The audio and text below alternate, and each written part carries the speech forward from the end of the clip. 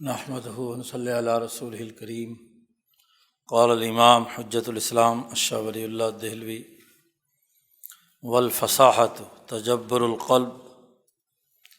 علی القوى الادراکیہ حینما یوحی الی اللسان۔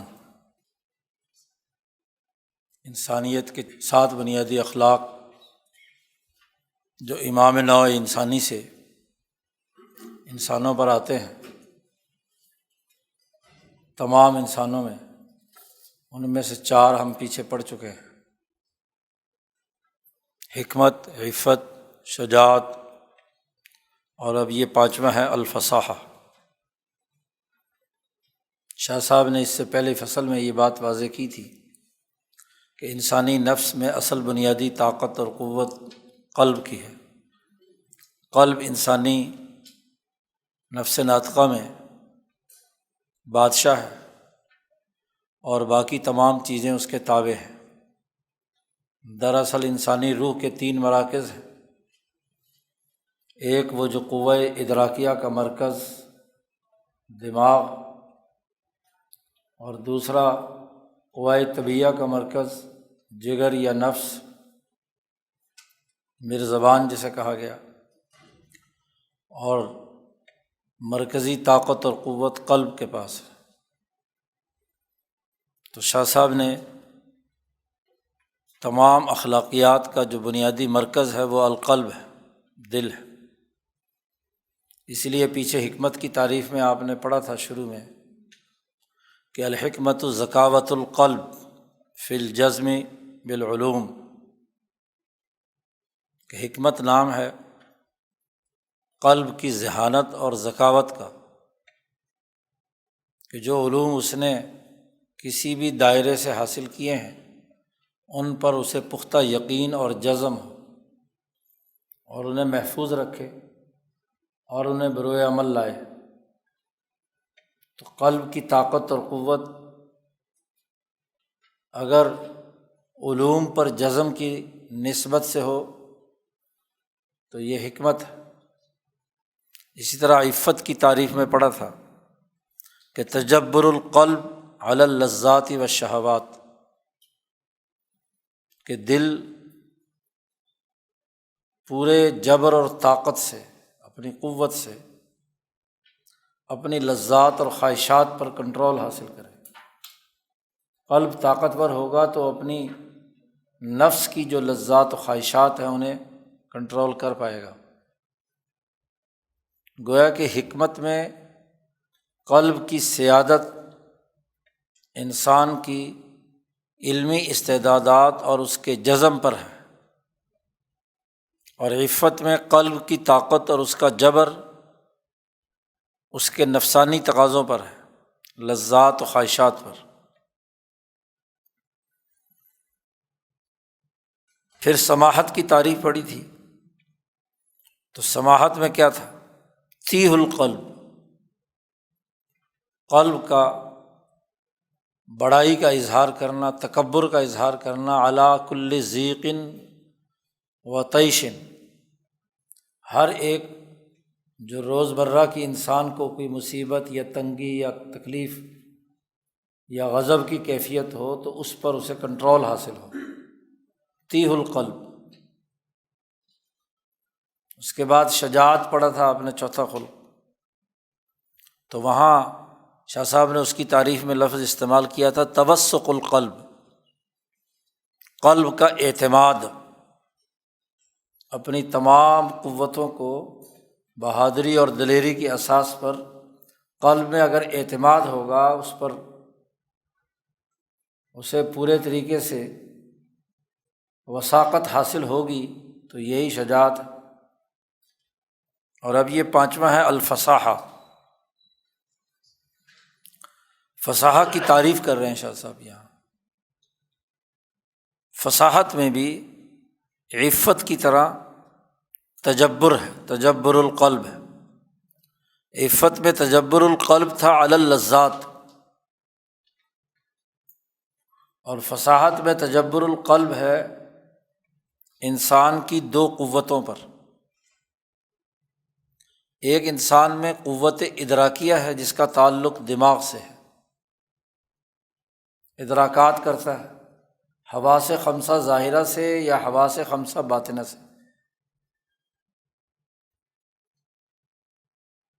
گرد و پیش کی چیزوں کا جو کچھ اس نے مطالعہ یا مشاہدہ کیا ہے، انسان زندگی بھر مطالعہ اور مشاہدہ کرتا ہے، ہر روز اسے کوئی نیا تجربہ اس کی قوہ ادراکیہ میں پایا جاتا ہے۔ تو فصاحت و بلاغت کے لیے پہلی بڑی بنیادی بات انسان کی قوت ادراکیہ کا اعلیٰ درجے پر ہونا۔ فصاحت کا تعلق بات کرنے اور گفتگو کرنے سے ہے۔ جتنی انسان کی قوت مشاہدہ مضبوط ہوگی اور قوت ادراکیہ مضبوط ہوگی، اتنا ہی زیادہ اس کے پاس، اس کے دماغ کے اندر ڈیٹا کی وسعت ہوگی، معلومات اور انفارمیشن اس کے پاس بہت زیادہ ہوگی، ادراکات اور مشاہدات بڑی کثرت سے ہوں گے اس کے پاس۔ اور پھر وہ قوت ادراکیہ جس نے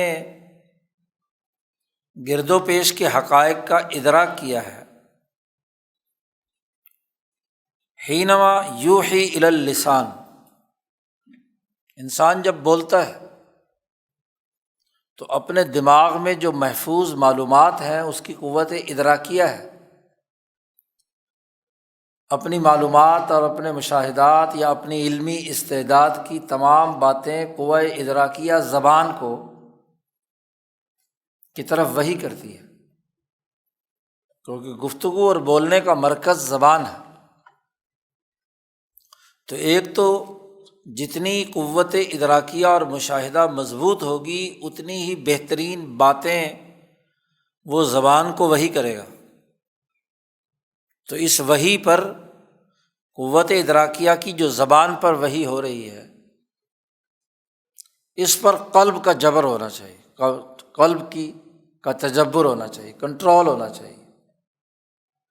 اب ادراکات میں تو انسان پتہ نہیں نامعلوم کتنی باتیں مشاہدہ کرتا ہے، بہت ساری لچر باتیں بھی دیکھ لیتا ہے، فضول اور بے وقوفی کی باتیں بھی دیکھتا ہے، لیکن گفتگو میں ساری باتیں بیان کرنے کی نہیں ہوتی، فضول اور لغو باتیں، بیکار کی باتیں ہیں، آدمی انہیں زبان سے ادا نہیں کرتا۔ فصاحت و بلاغت میں یہ بڑا ضروری ہے کہ جو گفتگو کی جائے وہ نپی تلی اور حقائق کے مطابق ہو۔ جو ادھر ادھر کا کچرا آپ کی ادراکات میں آیا ہے، یعنی جو کچھ علم میں آیا ہے وہ آدمی انٹ شنٹ بول دے، تو یہ تو فصاحت کی بات نہ ہوئی۔ کیونکہ فصاحت کی جو بنیادی تعریف ہے لغوی طور پر وہ یہ کہ زبان سے حروف کا اس طریقے سے اخراج ہو جس میں حروف کے تمام مخارج و صفات بھی ہوں، اور پھر اس کی ترکیب، اس کی جملہ بندی جو ہے وہ بھی کیا ہے، بہت عمدہ طریقے کی ہو، حسن ترکیب بھی ہو، اور حروف کی جو ساخت بولی جا رہی ہے کہ اس میں وہ حروف الگ الگ ایسے سمجھ میں آئیں کہ الفاظ کی ادائیگی سے ہی مطلب سامعین کے دماغ میں اترتا چلا جائے۔ آدمی انٹ شنٹ جلدی جلدی بول رہا ہو، جیسا کہ آگے آ رہی ہیں باتیں، مثالیں، اس کی زبان میں لڑکھڑاہٹ ہے، لکنت ہے، ہاں جی، ادائیگی میں مشکل پیش آتی ہے، تو سامعین تو الجھن کا شکار ہوتے ہیں۔ فصاحت کے لیے یہ ضروری ہے کہ جو گفتگو اور زبان سے بات ادا کی جائے وہ ایک تو یہ کہ بہت اچھی اور عمدہ ہو، پورے حروف صحیح طریقے سے ادا کیے جائیں، اور پھر ان کی جو ترکیب ہے وہ بھی کیا ہے، جملوں کی جو ساخت ہے وہ بھی بہتر اور عمدہ ہو، تاکہ سننے والا اس سے علم حاصل کرے۔ تو ایک تو قلب کا جبر ان قوتوں پر جو ادراکیہ ہیں جب وہ زبان کو اپنا پیغام دے رہی ہیں، دوسرا یہ کہ قلب کو پوری قوت حاصل ہو علی اللسانی، اپنی زبان پر بھی، وعلی اللسانی عندما تتلقى من القوى الادراکیہ، جب قوائے ادراکیہ اس پر القاء کر رہی ہیں، آپ معلومات زبان پر منتقل کی جا رہی ہیں، اس وقت قلب کو زبان پر کنٹرول ہو، قوائے ادراکیہ پر بھی کنٹرول ہو اور اپنی زبان پر بھی کنٹرول ہو۔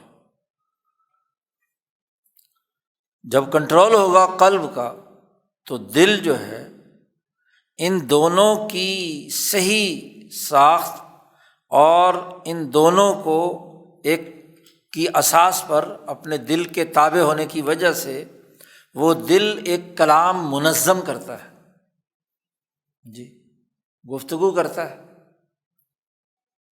کلام جملے کو کہتے ہیں، تو جملے کی جو ساخت اور اس کی تنظیم و تنسیق ہے وہ قلب نے کرنی ہے، کہ زبان بھی ساتھ دے اور قوائے ادراکیہ بھی جب وہی کر رہی ہوں، تو یہ نہیں کہ دماغ کی قوائے ادراکیہ نے جو انٹ شنٹ زبان کو کیا ہے منتقل کر دیا اور زبان اس کو کیا ہے دہرانا شروع کر دے، نہیں، قلب کو تجبر، اس کے جبر اور اس کی حکمرانی کے ماتحت ہونی چاہیے یہ دونوں قوتیں، ان میں سے انتخاب کر کے کہ کس موقع، کس محل، کس مقتضائے مقام میں کیا گفتگو کرنی ہے۔ جی ان پڑھ لوگ بیٹھے ہوئے ہیں تو وہاں ایک پیغام دینا ہے تو کس انداز میں دینا ہے جو ان کو سمجھ میں آ جائے، کلم الناس علی قدر عقولہم۔ اور اگر کوئی فلسفی دماغ بیٹھے ہیں تو ان کے سامنے کس انداز میں بات کرنی ہے، کوئی کسی خاص شعبے کا ماہر ہے تو اسے اس شعبے کے طالب علم یا ماہرین بیٹھے ہوئے ہیں تو اس کے مطابق گفتگو کرنی ہوگی، تو وہ کلام منظم انداز میں بیان کرے، اور وَيَكُونُ بَلِيغًا، اور وہ گفتگو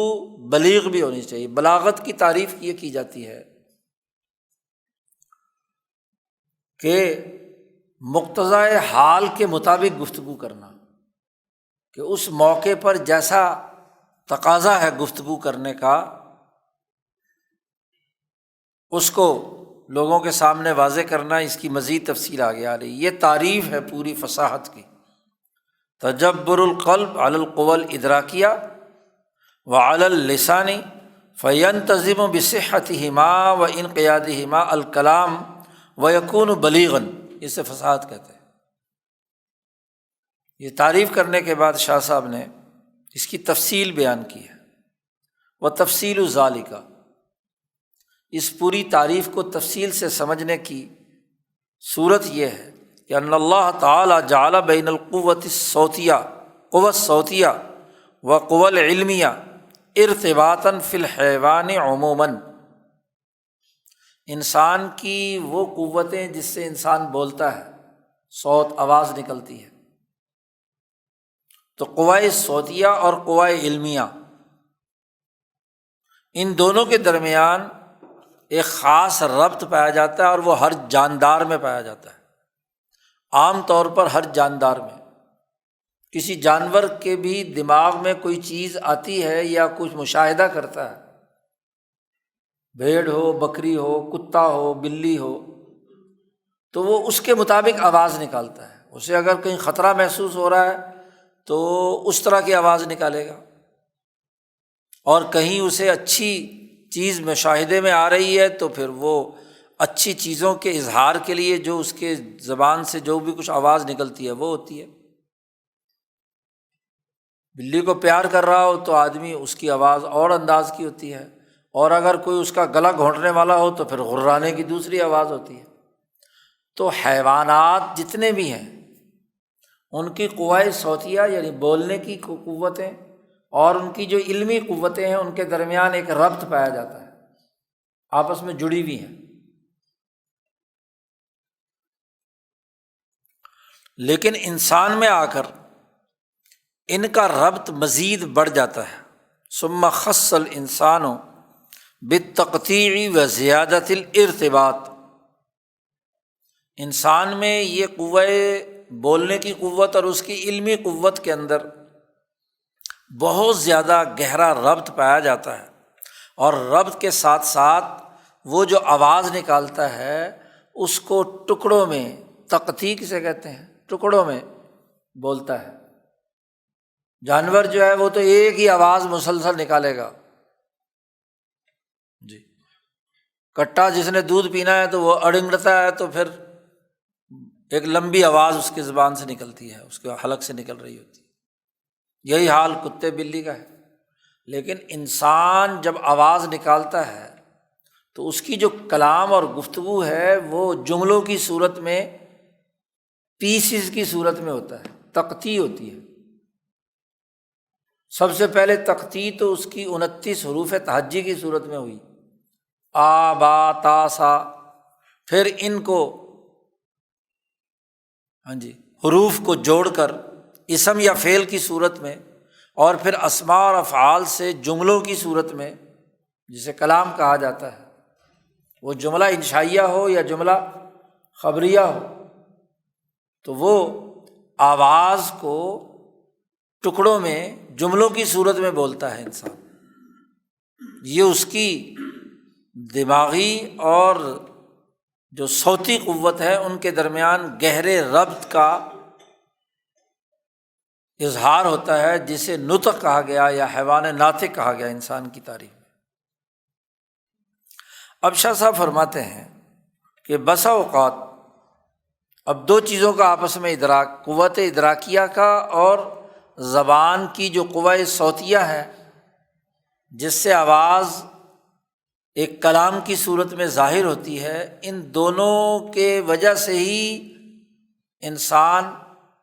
تقطیع والی گفتگو کرتا ہے۔ تو پہلی صورت یہ ہے کہ قد یعتری فی القوى الادراکیہ ضعف، بسا اوقات انسان کی جو قوت ادراکیہ ہے، ادراکی قوتیں ہیں، ان میں کمزوری ہوتی ہے، اور خاص طور پر وہ کمزوری کہ عند الوحی الی اللسان، جب قوہ ادراکیہ زبان کی طرف اپنی معلومات کی ترسیل کر رہی ہے تو اس میں قوہ ادراکیہ میں ضعف پایا جاتا ہے۔ فَيُرِيدُ أَن يَسُوغَ مَفْهُومًا يُلْقِيهِ إِلَيْهِ ثُمَّ لَا يَسْتَطِيعُ صَوْغَهُ، اب وہ چاہتا ہے انسان کہ وہ اس زبان کی طرف ایک مفہوم، کیونکہ علم جو ہے وہ کسی بھی چیز کی معنویت یا مفہوم ہی منتقل کرتا ہے، تو جو وہ مفہوم منتقل کرنا چاہتا ہے لیکن قوہ ادراکیہ کی کمزوری کی وجہ سے وہ اس مفہوم کو زبان تک پہنچانے کی طاقت نہیں رکھتا، کمزوری پیدا ہوتی ہے۔ مثلاً شاہ صاحب نے کہا اما لانقباض فی الروح بالخجالہ، مثلاً انسانی نفس کے اندر، اس کی روح کے اندر کوئی شرمندگی ہے، ہچکچاہٹ ہے، شرم اور حیا ہے، اس کی وجہ سے انقباض پیدا ہو گیا۔ معلومات تو ہیں لیکن جس ماحول میں اس سے بات کی جا رہی ہے وہاں وہ شرمندہ بیٹھا، تو شرم کی وجہ سے ادراکات کی قوتیں زبان کی طرف پورا مفہوم منتقل نہیں کر پاتی۔ بے شک علم بھی موجود ہے لیکن ضعف ہے، اور وہ ضعف ایسا ہے کہ مثلاً وہ مجمع عام میں گفتگو کرنے سے گھبراتا ہے شرمندگی کی وجہ سے، یا شرمندگی کی وجہ سے، او خوف من مواخذۃ الناس علی کلامہ، یا انسان کو یہ ڈر ہوتا ہے کہ کہیں لوگ کیا کہیں گے، میرا جملہ پکڑ نہ لیں، میں تقریر کروں گا، بات کروں گا تو سامعین جو ہیں وہ لوگ جو ہیں میری اس بات کو، گفتگو کو پکڑ لیں گے، اس کا خوف اس پر طاری ہے۔ معلومات ہیں لیکن کمزوری کی وجہ سے وہ اپنی قوت صوتیہ کی طرف یا زبان کی طرف چیزوں کو منتقل نہیں کر رہا، اور یہ کمزوری بھی عام طور پر اس وقت ہوتی ہے جب دل کمزور ہوتا ہے، دل کو پورا تجبر نہیں ہے۔ تو اس کمزوری پیدا ہوئی تھی قوہ ادراکیہ میں، تو گھبراہٹ ہے اسے، اس لیے وہ پوری بات، پورا مفہوم بیان نہیں کر پا رہا۔ اسی طرح خوف کی وجہ سے بات نہیں کر پا رہا، یا شرمندگی کی وجہ سے بات نہیں کر پا رہا، او اطراح نفسہ بالنسبۃ الی المخاطبین، یا علم تو موجود ہے لیکن وہ یہ سمجھ رہا ہوتا ہے، اس کی قوت ادراکیہ، کہ جو مخاطبین میرے سامنے بیٹھے ہوئے ہیں ان کے مقابلے میں میں تو بہت ہی پست آدمی ہوں، یہ بڑے علم والے لوگ بیٹھے ہیں، تو میں ان کے سامنے کیا بات کروں، کہیں بات کروں گا تو پکڑا نہ جاؤں۔ اپنے آپ کو ذلیل سمجھنا مخاطبین کے سامنے، یا کوئی روب داب والی شخصیت بیٹھی ہوئی ہے تو وہاں گفتگو کرنا، تو یہ کیا ہے؟ ان وجوہات کی وجہ سے قوت ادراکیہ میں ایک ضعف پیدا ہوتا ہے۔ اس لیے جو اچھا استاذ ہوتا ہے وہ اپنی اس روب کی کیفیت کو نکالتا ہے۔ جس نے تربیت دینی ہوتی ہے فصاحت و بلاغت کے تناظر میں، تو وہ تو حوصلہ افزائی کرتا ہے، چاہے اس نے شروع میں جیسا مرضی کچھ کہا ہو۔ مولانا ابوالکلام آزاد کے بارے میں آتا ہے کہ بچپن سے ہی وہ اپنے بہن بھائیوں کو سامنے کھڑا کر لیتے، خود بکسے پہ چڑھ کر تقریر شروع کر دیتے، اور ان کو مطلب ہے کہ اپنے سے کم تر سمجھ کر انہوں نے تقریر کرنی ہے۔ تو مشق ویسے بھی ماشاء اللہ ذہین اور تجبر القلب تو تھا ہی تھا، کہ حروف جو ہیں وہ کہتے ہیں کہ قطار باندھے ان کے سامنے کھڑے ہوتے تھے، وہ ہر ایک حرف کہتا تھا کہ مجھے لے لو، تو ان کا قلب اس کا انتخاب کرنے میں کیا ہے، جس کو چاہتے اس کو اپنا جملے لفظ کو استعمال کرتے تھے۔ تو اس طریقے سے حوصلہ بلند ہوا۔ تو جو ناقص استاد ہوتے ہیں نا، وہ اپنے سامنے جو تقریر کرنے والا اس کی روک ٹوک اتنی کرتے ہیں کہ بیچارہ بولنے کے قابل ہی نہیں رہتا۔ یعنی شرمندگی یا خوف یا اطراح نفس 3 مرض ہے۔ شاہ صاحب کہتے ہیں کہ ان کی وجہ سے قوت ادراکیہ میں ضعف پیدا ہوتا ہے، تو اس ضعف کی وجہ سے بھی معاملہ گڑبڑ ہو جاتا ہے۔ شاہ صاحب کہتے ہیں لو کان جید العمل، ایک آدمی اچھی امیدوں والا ہے، ذاتیہن علیہم، اور تکبر اور کبر ہے اس کے اندر اپنے گفتگو پر، تو وہ کبھی بھی ہچکچائے گا نہیں، وہ جو بات ہے اس کو پورے طریقے سے سلیقے سے لوگوں کے سامنے بیان کرے گا۔ شاہ صاحب کہتے ہیں او یکون یتأتی لہ ایحاء رؤوس المفہوم الذی صاغہ، یا ایک آدمی ایسا ہے، پہلے صورت تو تھی کہ یرید ان یسوغ، اور یہاں بھی اس کو نیچے آنا چاہیے تھا او یکون یتأتی لہ ایحاء۔ ایک تو یہ کہ اس نے مفہوم بنانے کا ارادہ کیا قوہ ادراکیہ نے، لیکن ان 3 خرابیوں کی وجہ سے بنا نہیں سکا، اور یا یہ کہ جو مرکزی مفہوم ہے وہ تو اس نے وحی کر دی زبان کی طرف، لیکن ولا یتأتی لہ ایحاء دقائقہ و حواشیہ لضعف الارتباط فی اصل جبلتہ، اس اصل مفہوم کی جو باریکیاں، نزاکتیں اور اس کے جو مختلف وسیع پہلو ہیں وہ اس تک نہیں پہنچے، کیونکہ اس کی اصل جبلت کے اندر کمزوری پائی جاتی ہے، فطری ساخت میں اس میں ایک کمزوری ہے، اور اس کمزوری کی وجہ سے اصل مفہوم تو بیان کر دیتا ہے لیکن اس کی جو باقی لوازمات اور نوک پلک درست کرنے کا عمل ہے اس کے اندر کمزوری ہوتی ہے، اس کی جبلت کی کمزوری کی وجہ سے۔ تو قوہ ادراکیہ میں یہ 2 طرح کی کمزوریاں ہو سکتی ہیں، اصل مفہوم بنانے میں ہی وہ شرمیلا ہونے کی وجہ سے پورا بیان نہیں کر پا رہا، یا اصل مفہوم تو بیان کیا لیکن اس کے جو باریکیاں اور نزاکتیں ہیں اور اس کے جو دقائق ہیں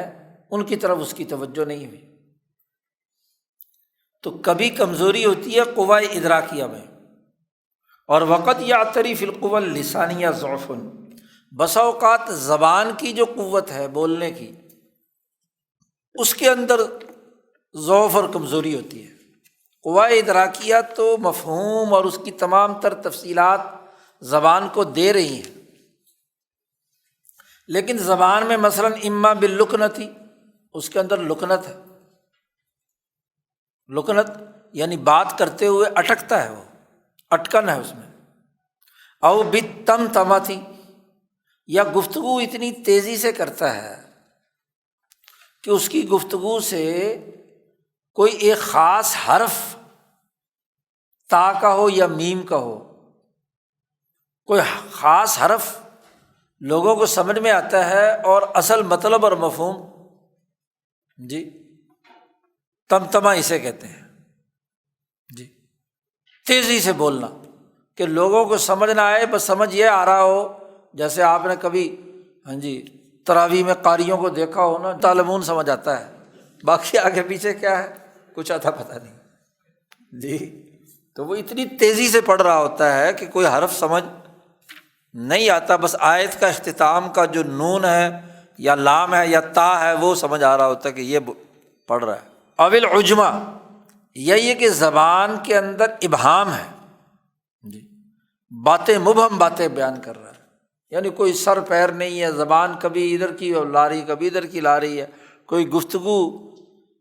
سامعین کو تناظر میں سمجھ نہیں آ رہی۔ او برکاکت الصوت و خفتی، یا زبان کے اندر آواز بلند نہیں ہے بلکہ وہ بہت ہی مری سی آواز میں، خفت کی آواز میں گفتگو کر رہا ہے، تو اب علم تو آ گیا لیکن زبان کے اندر رکاکت ہے، آواز میں کڑک نہیں ہے، تو وہ تب بھی فصاحت و بلاغت کا نتیجہ پورا نہیں ہو سکتا۔ اول عدم اتساق الالفاظ بعضها ببعض، یا یہ کہ الفاظ ایک دوسرے کے ساتھ جڑے ہوئے اور پروئے ہوئے نہیں ہیں۔ گفتگو تو وہ ہو جس میں ہر آنے والا جملہ پچھلے جملے کے ساتھ منطقی طور پر جڑا ہوا ہو، پرویا ہوا ہو، ایک نظم کے اندر ہو، تو وہ فصاحت ہوتی ہے۔ لیکن کبھی ادھر کا جملہ کبھی ادھر کا جملہ کبھی ادھر کا جملہ، کبھی آپ نے ایسے ہی جو خود ساختہ سیاستدان ہوتے ہیں ان کی کبھی تقریر سنی ہو، کوئی ربط نہیں ہے، ایک جملہ ادھر سے اچھالیں گے ایک ادھر سے اچھالیں گے، بس سرخی بننی چاہیے اخبار کی، باقی کہہ کیا رہا ہے۔ اول عدم الجہوریہ، یا یہ کہ اس کی زبان کی جو آواز ہے اس کے اندر کوئی بلندی نہیں ہے، بہت ہی پستی ہے، کمزوری ہے۔ والانحداری، اور اس میں بہاؤ نہیں ہے، گفتگو میں بہاؤ ہوگا تو پھر تو کیا ہے فصیح ہوتی ہے، لیکن زبان جو ہے وہ سوچ کر کوئی ایک آدھ جملہ ایک دفعہ بولا پھر تھوڑی دیر بعد بولا، تو جیسے بات اور گفتگو میں روانی ہونی چاہیے وہ روانی نہیں ہے۔ اور والسردی، اور بات کا پورا احاطہ کرنا، گفتگو کا مکمل اس کے پہلوؤں کا احاطہ کر کے بات کرنا وہ نہیں ہے۔ تو زبان لڑکھڑا رہی ہے، زبان میں لکنت ہے، زبان میں تمتمہ ہے، عجمہ ہے، مختلف شکلیں ہیں، تو یہ زبان کی کمزوری کی علامت ہے، قوہ صوتیہ کی کمزوری کی علامت ہے کہ اس کے حلق سے جو آواز نکل رہی ہے اس کے اندر کمزوری ہے۔ تو یا کمزوری ہوگی زبان کی قوتوں میں یا کمزوری ہوگی قوہ ادراکیہ میں۔ تو فصاحت کے اندر کیا ہوتا ہے کہ دونوں قوتیں تمام و کمال ہوں، اور دونوں قوتوں کے ملنے سے اس کی زبان سے ایسا منظم کلام نکلے کہ جس کے حروف و مخارج اور اس کی ترکیب اور اس کے جملے وہ بالکل ٹھیک صحیح ہوں، اور پھر وَيَكُونُ بَلِيغًا، وہ بلیغ بھی ہو۔ تو بلاغت کسے کہتے ہیں؟ شاہ صاحب نے اگلی بات بیان فرمائی کہ تجبر القلب ہو تو یہ فصاحت ہے، اور وقد یکون القلب ظریفاً، انسان کے 3 بنیادی اوصاف رائے کلی ایجاد و تقلید اور ظرافت، تو قلب بسا اوقات ظریف بھی ہوتا ہے، حب جمال بھی پائی جاتی ہے۔ فَلَهُ فِي الْقَضَاءِ بِالْأَلْفَاظِ الْمُوَافِقَةِ لِلْمَعَانِي، کہ جو قوہ ادراکیہ نے معنی انسان کی زبان پر الہام وحی کیا ہے، اس کے لیے الفاظ کا چناؤ اور اس کا فیصلہ، اس فیصلے میں مداخلۃ عجیبۃ، بڑی عجیب قسم کی مداخلت، ظرافت کی وجہ سے، قلب اپنی ظرافت کی وجہ سے اس کی رگ ظرافت پھڑکتی ہے، اور وہ ایسے جملے ظریف قسم کے اس میں استعمال کرتا ہے جو فی رعایت مقتضی المقام، جو اس مقام کی رعایت کا تقاضا کرتے ہیں، اس کے مطابق اس نے الفاظ کا چناؤ ایسے جملوں سے، ایسے الفاظ سے کیا ہے۔ ورعایت الدقائق التی انطوت علیہا القوہ الادراکیہ، اور ان باریکیوں کی رعایت رکھے کہ جو قوہ ادراکیہ نے لپیٹ کر اس کے اندر رکھے ہیں اس معنی اور مفہوم میں۔ وہ معنی اور مفہوم اتنا جامع ہے کہ اس کے بڑے وسیع پہلو ہیں، تو قوہ ادراکیہ جو کچھ بیان کرنا چاہتی ہیں اس کے جو دقائق اور حواشی ہیں، باریکیاں ہیں، الفاظ کے چناؤ اور اس کے انتخاب میں وہ اس کی رعایت رکھے، یہ ہے بلاغت۔ مثلاً ایک زبان وہ ہے جو لین دین کی، خرید و فروخت کی ہوتی ہے، اور ایک مثلاً ایک قانونی زبان ہے، قانونی گفتگو ہے، یا ایک سفیر سفارتی آداب کا لحاظ رکھتے ہوئے گفتگو کرتا ہے۔ تو سفارتی زبان میں پیغام منتقل کرنے کے لیے بڑے ہی ایسے الفاظ کا انتخاب کیا جاتا ہے کہ جو براہ راست کسی پر چوٹ نہ ہو، بلکہ پیغام بھی پہنچ جائے اور بڑے سلیقے سے پہنچ جائے۔ تو سفارتی زبان کا استعمال وہ دقائق کی روشنی میں ہوتا ہے، قانونی باتیں بھی اسی تناظر میں ہوتی ہیں۔ تو یہ جو اس کا فعل ہے کہ مقتضائے مقام اور رعایت الدقائق کے تناظر میں الفاظ کے انتخاب نے ظرافت کی وجہ سے ایک عجیب مداخلت کی ہے، الفاظ مچنے ہیں، تو اس عمل کو بلاغت کہا جاتا ہے، هو البلاغت، اسے بلاغت کہتے ہیں۔ اور پھر ایک اور بات بھی شاہ صاحب نے بیان کر دی کہ یہ بلاغت کی بھی کوئی لگی بندی کیفیت نہیں ہوتی، ہر قوم کی بلاغت اپنی ہوتی ہے۔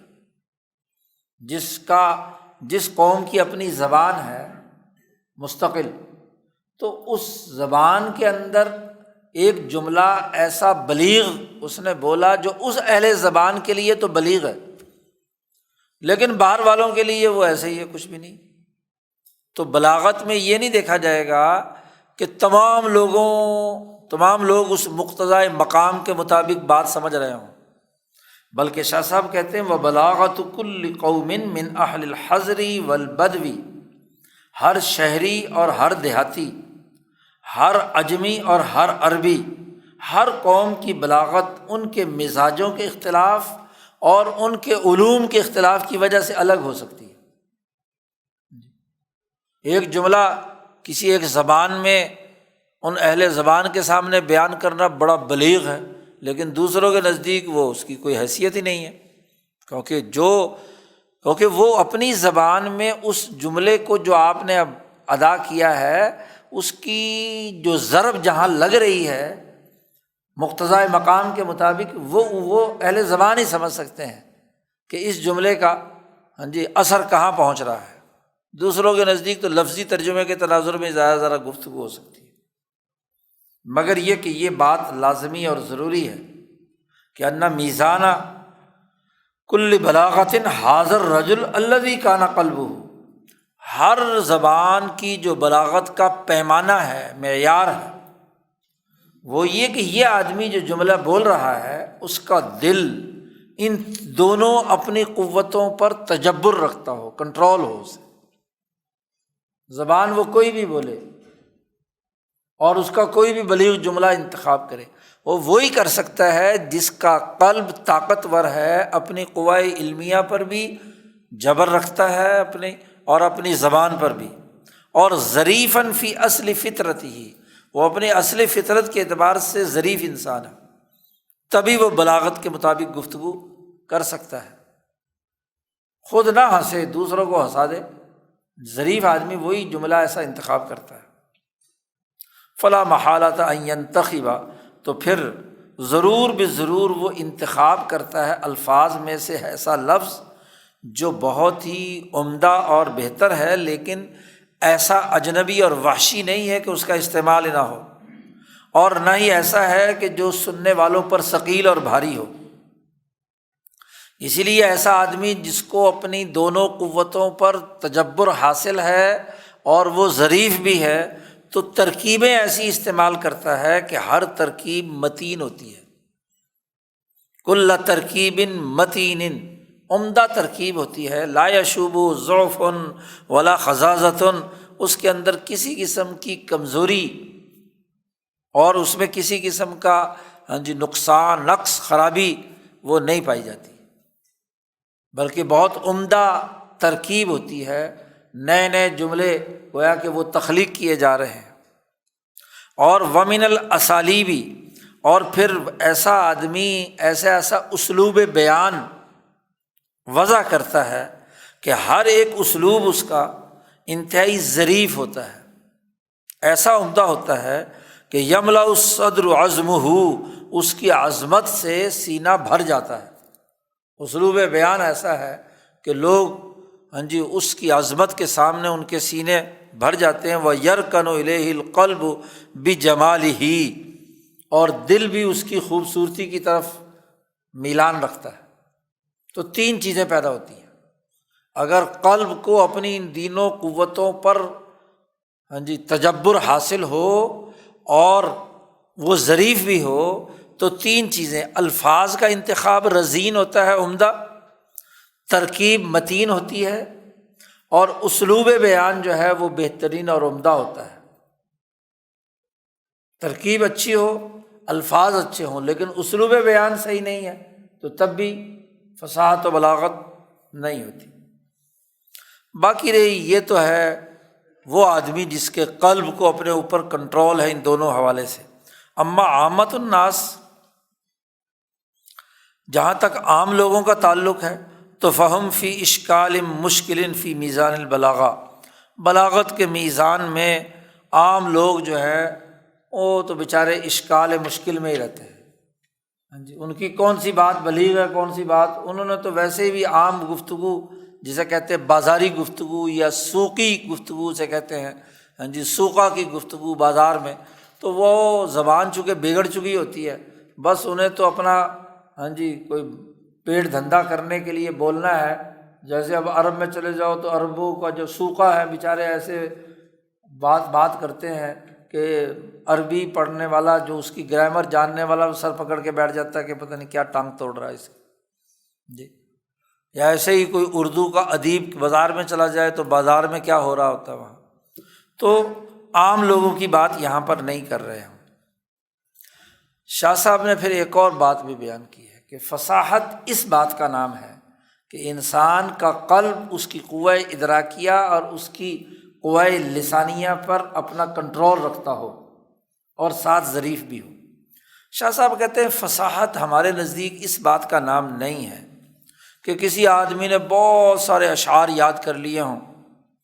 اور بہت سی سجا بندی یا تک بندی اس نے یاد کر لی ہو، جملے ایک دوسرے سے۔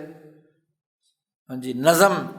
اشعار میں قافیہ اور حرف روی ہوتا ہے اور نثر میں اشجا سجا بندی ہوتی ہے۔ شیئن کثیرن، یعنی لوگوں کے اشعار اور لوگوں کے کسی بھی زبان میں بولے ہوئے نثر کے جملے وہ اس نے رٹا طوطے کی طرح یاد کر لیے ہوں۔ تو فلا تزال تدسھا فی کلامک، اور پھر آدمی جب گفتگو کرے تو پھر وہ اس کے کسی اور شاعر کے کسی شعر کو جو یاد کیا ہوا ہے وہ اپنی زبان میں دھساتا جائے، جہاں جہاں ضرورت پیش آئے، یا کوئی تک بندی اس نے یاد کر لی ہے تو وہ تک بندی جو ہے نا اپنے گفتگو کے اندر بولتا چلا جائے۔ او تدس فی الکلام الفارسی الفاظا عربیا، یا فارسی گفتگو کرتے کرتے بیچ میں اتنے عربی الفاظ بولے تو اس کو کہ بڑا فصیح آدمی ہے، یہ اس کا نام فصاحت؟ آج کل تو دوسری بات ہونی چاہیے، اردو بولتے بولتے انگریزی کے اتنے الفاظ داخل کر دے تو کہیں گے بڑا علامہ ہے جی۔ او بالعکس، یا کیا ہے بالعکس اس کا، یعنی عربی بولتے بولتے فارسی کے الفاظ یا انگریزی کے الفاظ اس میں جی داخل کر دے، تو یہ اس کا نام فصاحت نہیں ہے، یہ فصاحت نہیں کہلاتی۔ دوسروں کے شعر چوری چودہ اپنی گفتگو کے اندر بیان کرنا اور پھر سمجھا جائے جو بڑا فصیح ہے، بات بات پہ شعر پڑھ دینا، بات بات پہ کوئی رٹا ہوا کسی کی نثر، مولانا آزاد کی نثر جی، شورش کی نثر جی، وہ اس کو تو کسی نے مولانا آزاد کا کوئی جملے یاد کر لیے اور پھر وہ ہاتھ اٹھا کر خود مولانا آزاد بن جاتا ہے، اسے خود نہیں پتہ ہوتا کہ یہ جملہ جو ہے مولانا آزاد نے کن معنی کے لیے استعمال کیا، رٹے وقت ہوتا ہے نا۔ یا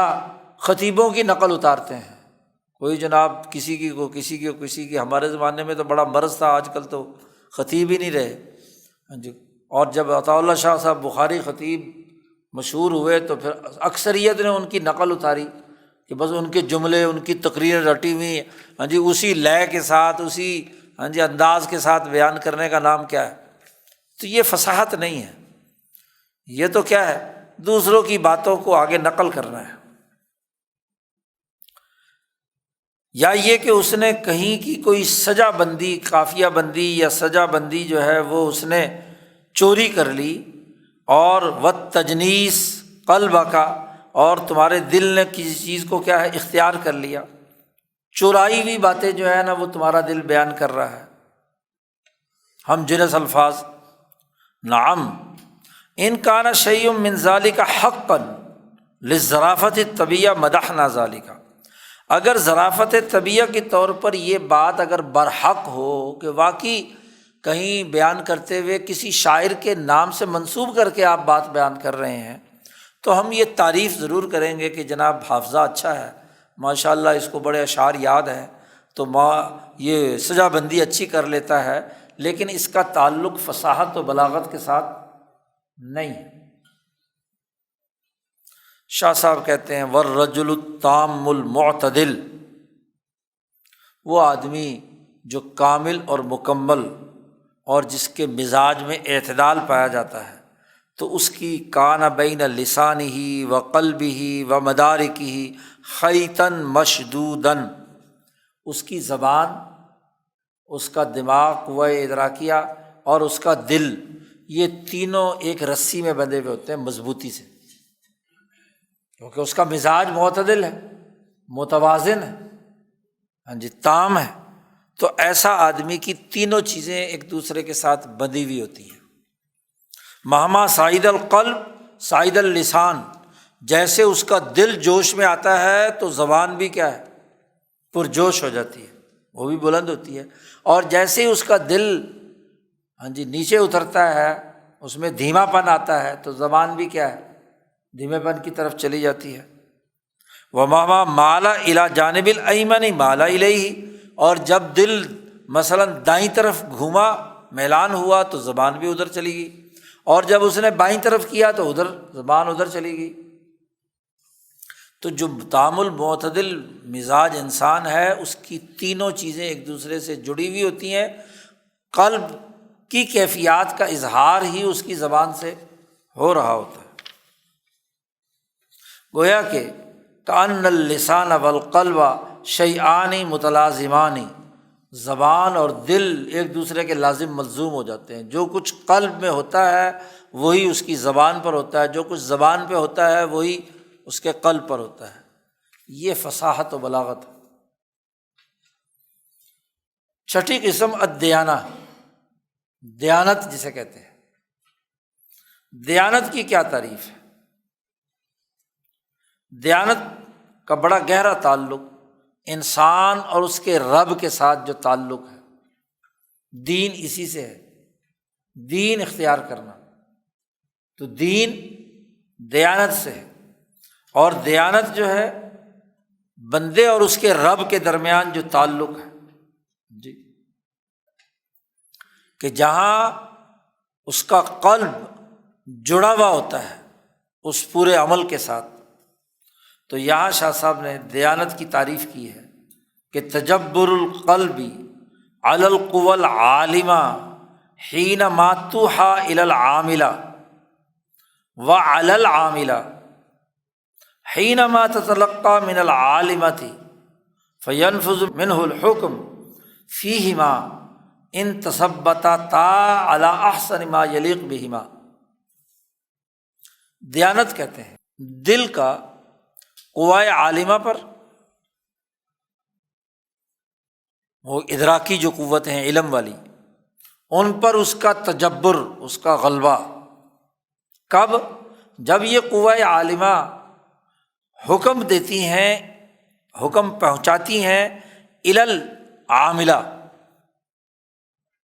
انسان جب بھی عمل کرتا ہے تو اس کے عمل کا مرکز اور منبع اس کا علم کی قوتیں ہوتی ہیں۔ آدمی کو جو معلومات ہوتی ہیں تو علم کی قوتیں انسان کی قوائے عاملہ، جو مثلاً ہاتھ نے حرکت میں آنا ہے، زبان نے حرکت میں آنا ہے، پاؤں نے حرکت میں آنا ہے، یہ قوائے عاملہ ہے، یعنی قوائے طبعیہ جو ہیں ان پر جب قوائے عاملہ اپنا پیغام منتقل کر رہی ہوں تو اس پر قلب بادشاہ کے طور پر اس کا تجبر اس کے اوپر ہو۔ اچھا جی، علی القوى العاملہ پر بھی وعلی العاملہ پر بھی، یہ وعلی العاملہ کا عطف پیچھے علی القوى العالمہ پر ہے کہ قلب کا تجبر جو ہے قوائے عاملہ پر بھی ہو۔ حین ما تتلقى من العالمہ، جب عاملہ پر عالمہ اپنی احکامات بھیج رہی ہیں تو اس وقت قلب دونوں کی نگرانی کرے کہ کیا پیغام علمی قوتوں نے اس کی عملی قوتوں کو دیا ہے، اور کیا عاملہ پر بھی اس کا جبر کنٹرول ہو کہ عاملہ پر، عمل کرنے والی قوتوں پر جو علمی قوتیں ہیں وہ کیا پیغام، کس درجے کا پیغام دے رہی ہیں۔ تو دونوں قوتیں اس قلب کے سامنے ہاتھ باندھے کھڑی ہونی چاہیے۔ پھر دل جو ہے وہ اپنا حکم ان دونوں پر جی جو احسن طریقے سے ہو اسے نافذ کرنے کی طاقت رکھتا ہو، کہ کتنا علم علمی قوتوں نے عملی قوتوں کو دینا ہے اور کتنا عمل عملی قوتوں نے اس علمی قوتوں کے مطابق کرنا ہے، دونوں ایک پیج پر ہوں گی۔ تو پھر اس کا مطلب ہے دیانت، یعنی انسان کی علمی اور عملی قوتیں وہ ایک پیج پر ہوں، یہ ہے دیانت۔ شاہ صاحب اس کی وضاحت کرتے ہیں، وذالک، شاہ صاحب کہتے ہیں ذرا یہ بات سمجھیے کہ ان الحیوان مطلقاً والانسان خاصۃً جبلا علی محاکات جوارحہما لعلومہما واحوالہما، تمام حیوانات مطلقاً اور انسان ان میں خاص طور پر فطری اور جبلی طور پر پیدا ہوئے ہیں کہ ان کے جوارح یعنی ان کے اعضاء اپنے علوم اور احوال کی نقل اتارتے ہیں، حکایت کرتے ہیں، یعنی جو ان کے دماغ میں ہوتا ہے، علم میں ہوتا ہے، علمی طور پر ان کے یہاں ثابت شدہ ہوتا ہے، یا جو حالت ان کے علم کی ہے یا قلب کی ہے، تو جوارح اس کے مطابق اسے ظاہر کر رہے ہوتے ہیں۔ مثلاً انسان خوف زدہ ہے تو اس کے اعضاء اور جوارح سے بھی وہ خوف، یعنی علمی خوف عملی خوف کو اعضاء کے خوف پر ظاہر ہوگا، ان کے درمیان آپس میں بڑا گہرا ربط۔ فَإِذَا خَطَرَ خَاطِرٌ لَمْ يَكُنْ ذَلِكَ شَيْئًا، مثلاً ایک دفعہ ایک خیال آیا، ایسا خیال کو جو بہت ہی معمولی سا تھا، تو آپ کے اعضاء میں گویا کہ کوئی حرکت نہیں ہوگی،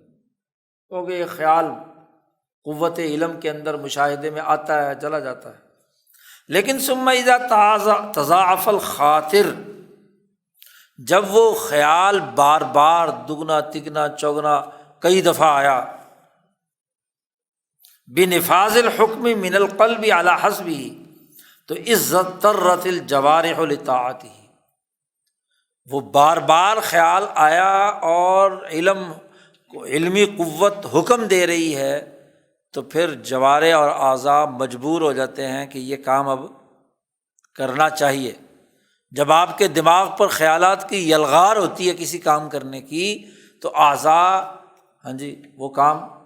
کرنے پر مجبور ہو جاتے ہیں۔ شاہ صاحب کہتے ہیں مثلاً اس کی مثال مشاہدہ کرو کہ والبہیمۃ، جانور، آپ نے دیکھا ہوگا، شاہ صاحب کہتے ہیں اذا امتلأ صدرها کبرا وجبروتا رفع عنقها، اگر جانور کا سینہ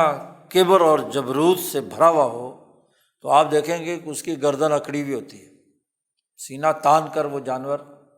کھڑا ہوتا ہے۔ اور وَإِذَا امْتَلَأَ صِغَارًا وَحَقَارَةً، اور اگر اس کا دل کے اندر اپنے آپ کے اندر کمزوری اور حقارت ہو تو تم دیکھو گے کہ اس کا سر جھکا ہوا ہوگا اور اس کی جو دم ہوگی وہ بھی پیچھے سے بیٹھی ہوئی ہوگی، کیونکہ دم بھی تو اکڑتی ہے نا، جب اکڑا ہوا ہے سینہ تو دم اوپر اٹھی ہوئی ہوتی ہے اور گردن بھی اکڑی ہوئی ہوتی ہے، اور جیسے یہ نہ ہو تو پھر کیا ہے، دونوں چیزیں دبکی ہوئی ہوتی ہیں۔ شاہ صاحب کہتے ہیں وَكَذَلِكَ جُبِلَا عَلَى الْكَفِّ مِنْ فِعْلٍ امْتَلَأَ صَدْرُهُمَا نَفْرَةً وَبَشَاعَةً مِنْهُ، اسی طرح فطری طور پر ان دونوں کے اندر یہ صلاحیت پائی جاتی ہے کہ وہ اس فعل سے رکتے ہیں کہ جس فعل سے ان کا سینے میں نفرت موجود ہو۔ جس چیز کو اچھا نہیں سمجھتا تو آدمی اس کا اثر بھی اس کے جسم اور اعضاء سے ظاہر ہوتا ہے۔ جو چیز بری سمجھ رہا ہے، نفرت کر رہا ہے، تو اس کا ناک سکوڑے گا، تنگ ہوگا، آدمی کے چہرے سے کیا ہے، اور جو چیز اچھی دیکھے گا تو اس کے اعضاء سے ظاہر ہوگا، بشاشت، خوشی اور چیزیں۔ وبالجملۃ، خلاصہ یہ ہے کہ انسان کے جو اعضاء ہوتے ہیں یہ دل کے آئینہ دار ہوتے ہیں، کالمرآۃ للقلب، گویا کہ دل کا آئینہ ہوتا ہے۔ دل جس حالت میں ہوتا ہے اس کے چہرے سے، اس کے مہرے سے، اس کی چال ڈھال سے، اس کے اعضاء کی ساخت سے پتہ چل رہا ہوتا ہے کہ دل اچھا ہے یا دل کسی تکلیف اور برائی میں مبتلا ہے۔ کما ان اللسان کالمرآۃ لہ، جیسا کہ زبان بھی انسان کے دل کی آئینہ دار ہوتی ہے۔ فصحۃ تنفیذ الحکم علی القوتین بان یکتسب ما یلیق بہما، تو حکم کا نفاذ دونوں قوتوں پر، قوائے عاملہ اور قوائے عالمہ، یعنی عملی اور علمی دونوں قوتوں پر جو ان کے مناسب ہے، حکم کا نفاذ ہونا، اور پھر ایک کی جو بات القاء ہو رہی ہے وہ دوسرا سے اس کی جھلک نظر آئے، تو اس کو کہتے ہیں دیانت، اس کو کہتے ہیں دین۔ یعنی جو کچھ دل میں ہے وہی کچھ اس کے ظاہر میں ہے، جو کچھ اس کے علم میں ہے وہی اس کے عمل میں ہے۔ اگر یہ دونوں ایک پیج پر نہیں ہے انسان کی قوائے علمیہ اور عملیہ، تو وہ دین دار نہیں ہے، دیانت نہیں ہے، وہ منافقت، کہ دل میں کچھ، زبان پہ کچھ، علم میں کچھ اور عمل میں کچھ، جوارے کچھ اور ظاہر کر رہے ہیں، تو وہ یا منافق ہوگا یا فاسق ہوگا یا فاجر ہوگا یا کافر ہوگا، وہ دین والا نہیں ہے، دیانت نہیں ہے اس کے اندر۔ دیانت کے لیے یہ لازمی اور ضروری ہے کہ اس کی علم و عمل کی دونوں قوتیں وہ ایک پیج پر متفق ہوں، دونوں ایک دوسرے کے آئینہ دار ہوں، یہ ہے دیانت۔ اور یہ دیانت کسی بھی شعبے میں ایک آدمی کی ہو سکتی ہے۔ مثلاً نبی اکرم صلی اللہ علیہ وسلم کے پاس کتنے دیہاتی آئے، دیانت تھی، اور جب رسول اللہ صلی اللہ علیہ وسلم نے انہیں دعوت دی یا ان تک بات اسلام کی پہنچی، تو جیسے ہی ان کے علم میں یہ بات آ گئی کہ یہ بات ہے، تو عمل بھی اس کے مطابق، کیونکہ دیانت تھی اس لیے وہ دین پر عمل کرنے والے بن گئے۔ اور جب جن میں دیانت نہیں ہوتی، جن میں دل اور جوارے کے درمیان تضاد موجود ہوتا ہے، تو یہ منافقت ہے، یہ دینداری نہیں ہے۔ اب وہ تضاد کی دو نوعیتیں ہوتی ہیں کہ دونوں چیزیں مل کر اس کا انکار کر رہے ہیں، اس حقیقت کا، تو کفر ہے۔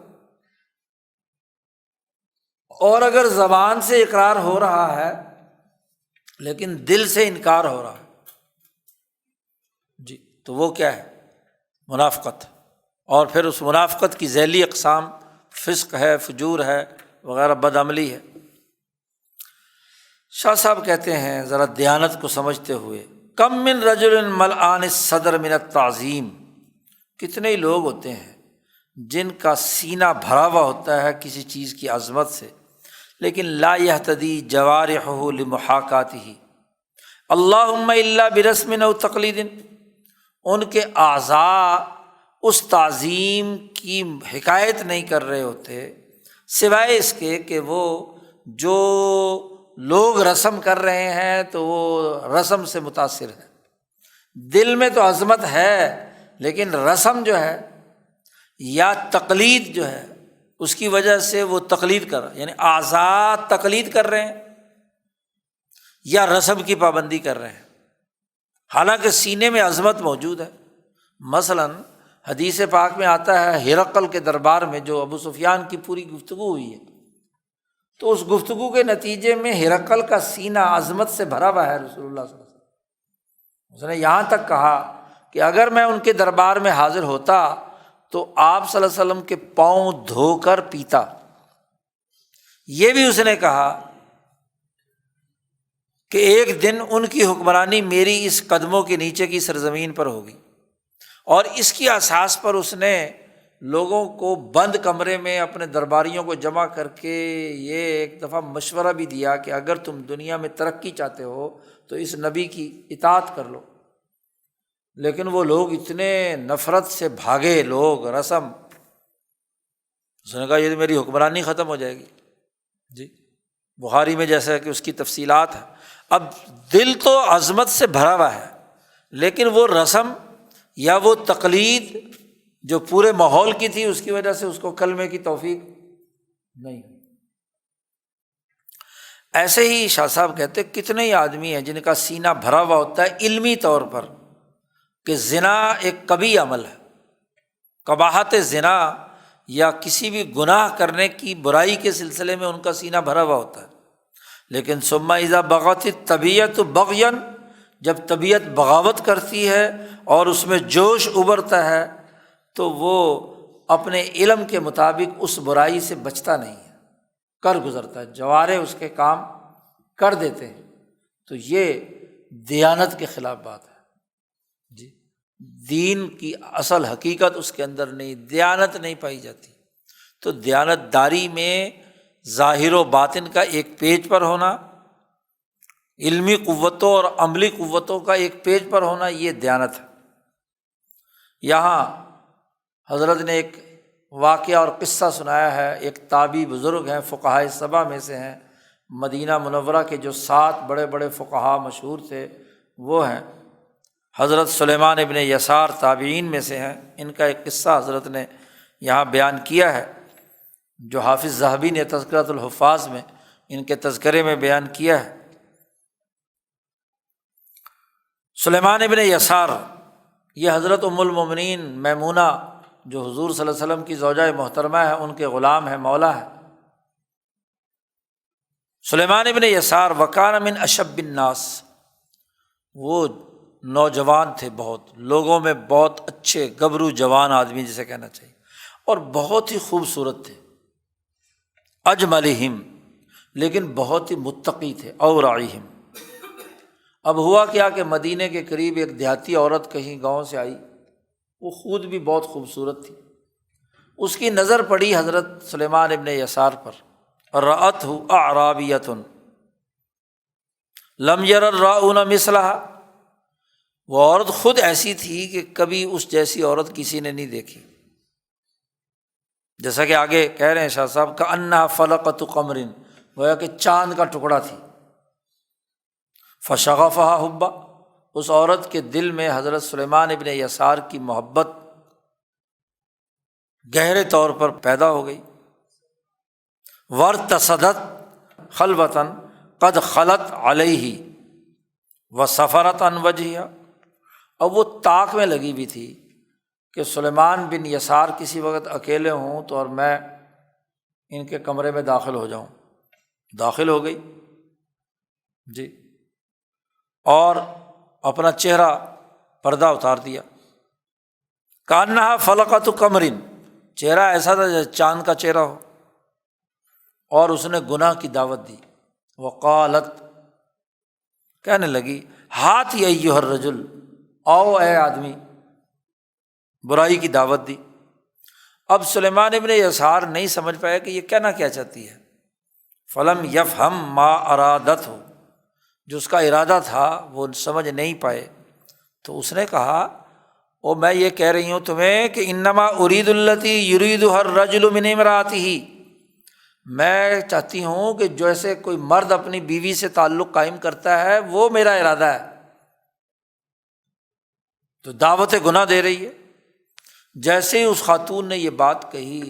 اور سلیمان کو سمجھ آ گئی کہ یہ کہہ رہی ہے، تو فرتعد سلیمان رعدۃ، پورے جسم پر لرزہ اور کپکپاہٹ طاری ہو گئی۔ قریب تھا کہ اس خوف اور دہشت سے ان کا انتقال ہو جائے، کاد ان یقضی علیہ واندفع الی البکاء والعویل، اور جیسے یہ لرزہ طاری ہوا تو انہوں نے زور زور سے رونا شروع کر دیا، شور مچانا شروع کر دیا۔ جیسے انہوں نے شور مچایا تو ان کے جو شاگرد وغیرہ جو ارد گرد میں تھے لوگ وہ جمع ہو گئے، تو عورت بھاگ گئی، ظاہر ہے کہ مجمع کے اندر تو نہیں ٹھہر سکتی تھی۔ اب شاہ صاحب کہتے ہیں کہ دیکھو، وذالک بعد صحت القوا، کہ سلیمان ابن یسار کی تمام جسمانی اور جنسی قوتیں بالکل صحیح تھیں، وصحت المیل من الطبیعہ، اور جو طبعی رجحانات اور میلان ہے وہ بھی تھا، یہ نہیں کہ وہ کوئی نکارہ آدمی تھے جنسی طور پر، لیکن ولکن القلب آمن بقبح الزنا ایمانا شدیدا، لیکن ان کا دل زنا کی خرابی پر سخت ترین ایمان رکھتا تھا۔ تو اب قلب میں جو کچھ ہے اور علم میں ہے، تو اس علم کی اساس پر اب طبیعت کو جب وہ اس نے دعوت دی، اور ظاہر ہے کہ طبیعت کوئی دیوار تو نہیں ہے، انسان ہے، جیسے اس میں تو لڑکھڑاہٹ پیدا ہوگی، دل، کیونکہ دل اور دماغ اور وہ جسم جو ہے وہ ساتھ نہیں دے رہا، لرزہ طاری ہو گیا اور رونا پیٹنا شروع کر دیا۔ تو فانعزلت الطبیعۃ عن میلھا، تو وہ جو طبیعت میں عورت سے تعلق پیدا ہونے کا کسی درجے میں خیال آیا بھی تھا جی، تو تجبر قلب کی وجہ سے طبیعت سے وہ ختم ہو گیا جی، جیسے حضرت یوسف علیہ السلام کے ساتھ معاملہ ہوا، تو قلب اور جسم دونوں ایک دوسرے کے ساتھ آزاد جڑے ہوئے ہیں، اس لیے طبیعت کی بات نہیں چلی، بلکہ الٹا طبیعت کو لرزہ طاری ہو گیا، اور پھر وہ رونا پیٹنا اور وہ سارا شروع کر دیا، لوگ جمع ہو گئے۔ تو یہ ورع اور تقویٰ کی مثال دی کہ یہ ہے دیانت کی عملی شکل، کہ دونوں چیزیں آپس میں ایک دوسرے کے ساتھ ملی ہوئی تھی۔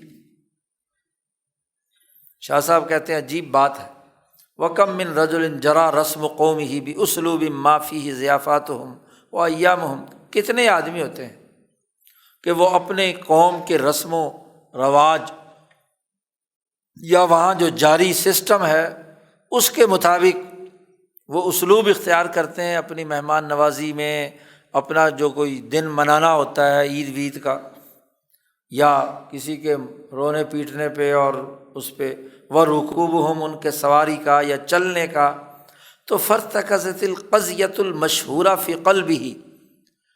تو وہ جو رسم ہے، وہ قضیہ اس دن کی مناسبت سے جو طور طریقے ہیں وہ اس کے دل میں پختہ ہوئے ہوتے ہیں، اور اس کے جانب مخالف گویا کہ اس کے نزدیک محال ہوتی ہے۔ مع صحت المیل من الطبیعت الیہ،